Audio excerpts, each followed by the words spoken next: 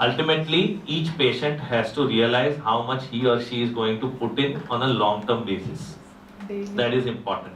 In acute phase, you need the help of a physiotherapist to be relevant to see whether your vastus medialis needs more strengthening, or whether your hamstring needs stretching, or whether your IT band needs a myofascial release. That is acute phase.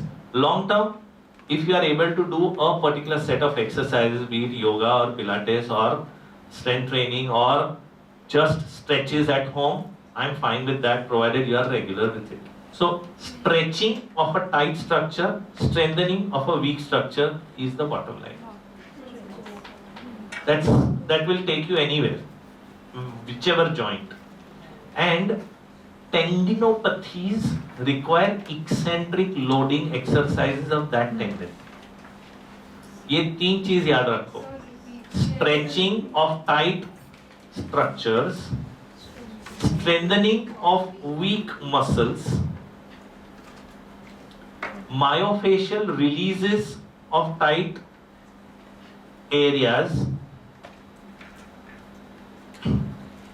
eccentric loading if there is a tendinopathy involved of that particular tendon. McKenzie thought process is a slightly different thing. It works on mechanical principles coming to a non-pathoanatomic mechanical diagnosis. Non-pathoanatomic. It does not talk of a pathoanatomic diagnosis. It says of a mechanical diagnosis.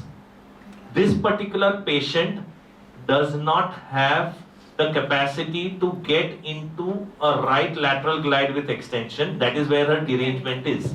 So we reduce that derangement by getting her to do movements which will relieve her derangement and relieve her pain. That is the concept of McKenzie. So it works on the mechanotronics principle.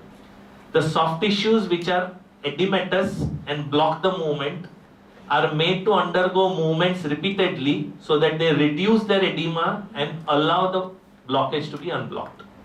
Pick up the derangement to see which is the preferred range of movement, and that will cause the derangement to be reduced. That's the concept. My concept is ice application when there is injury in the first week of injury, when there is acute inflammation which is red, inflamed, tender very severely, like crystal induced inflammation, like trauma, like infection, or like a sponk where till yesterday there was nothing and today morning there is severe. So acute inflammatory or acute traumatic conditions, ice. Old injuries, subacute or chronic inflammations, heat. But anything not excess, 10 to 15 minutes max, 2 to 3 times a day max. People keep on taking the heat pad 2 hours of the day, 5 times a day. That is not acceptable. But in osteoarthritis, knee bracing will help in 2-3 areas. One, if you have an acute inflammation where the medial collateral structures are more affected, then you will need a side hinge which will prevent that mediolateral instability and hence relieve symptoms. Two, it will be of relevance in people who develop severe subchondral edema like SPONK, which will come later. SPONK is spontaneous osteonecrosis of the articular cartilage, which is a suddenness of worsening of the osteoarthritis, which comes up as an acute symptom. Or in people who have a trauma during a OA process, that is where you will give them braces.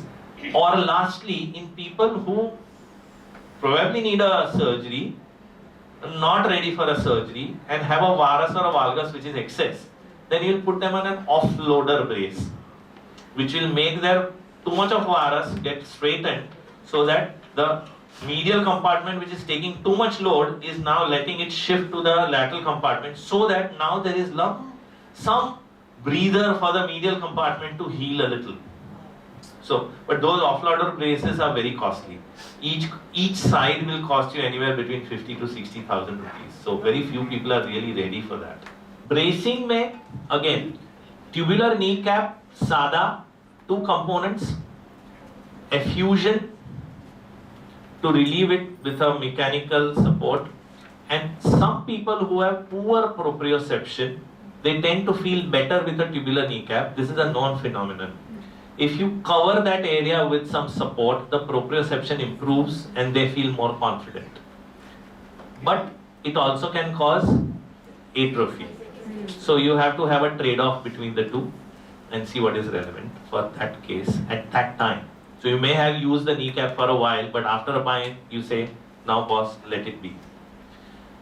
Mediolateral hinged bracings are people with mediolateral instabilities. And as I was talking, the offloader brace. So you have a varus in the knee, osteoarthritis knee. The patient needs surgery. Patient says, I don't want surgery, do anything else. So you get into an offloader brace, which are very sturdy material, good quality material, which push the knee from varus into at least normalcy, not valgus maybe. So these are known as offloader braces. So they tend to reduce the extra pressure on one compartment which it is taking. Suppose it's a medial compartment, you give a varus correction knee offloader. If you have a lateral compartment more involved, then you give a valgus correction offloader brace. And you are retransferring the mechanics. So that way you will allow that cartilage to heal little. Cycling is allowed in non-acute phases.